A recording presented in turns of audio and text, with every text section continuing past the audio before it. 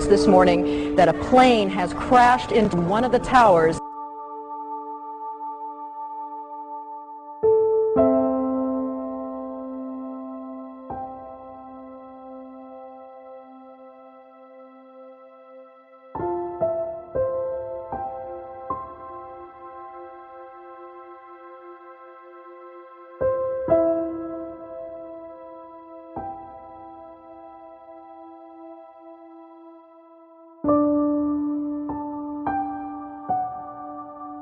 I was actually working that morning, and I walked into the Cabarrus County Sheriff's Office, and I stopped to speak with a lieutenant that was sitting at the desk, and he said, "You're not going to believe what's on TV right now."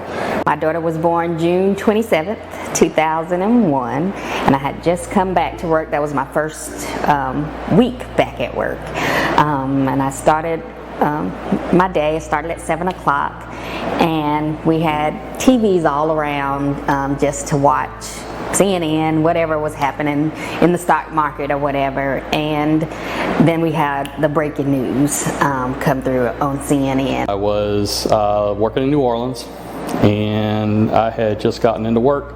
That's Central Time, so it was a little after 8.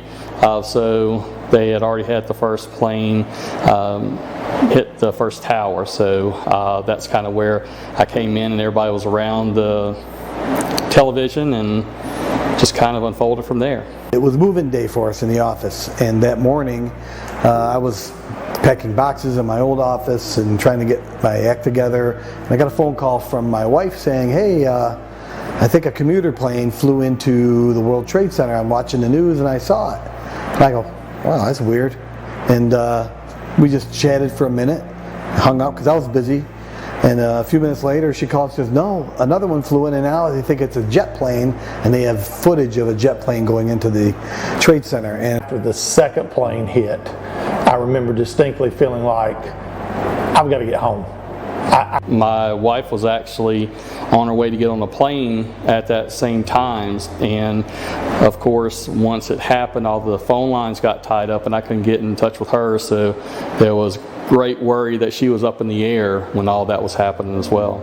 Just knowing that we couldn't do anything, and then we started getting reports that financial institutions were targets, and then we heard about the Pentagon, and one of my co-workers at the time, Noelle, her brother-in-law was in the Pentagon at that time, and she was trying to get her sister on the phone, and communications were down everywhere. So and I remember immediately dropping what we were doing and headed downstairs at where my office complex was, because we did have a TV down there. And I got down there and everybody was in front of the TV and just dead quiet, and just I remember the common feeling I had, and I know Elle did, is, what was this real? I can still see it on TV.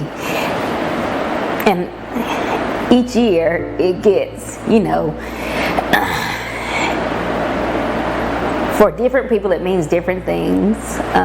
For me, I think, and for a lot of people, it should be a time of reflection, to not forget those people that died on that day. There were, approximately 400 first responders that died, and that impression I will never forget, of so many brave people rushing towards those burning buildings and trying their best. And then I think too that we should realize there's still a lot of people that are passing away as a result of their exposure that day, including law enforcement, others that were in the area, and we really didn't have a choice but to breathe in what they were breathing in. And so it's sad that we're still suffering the effects of that attack 20 years later.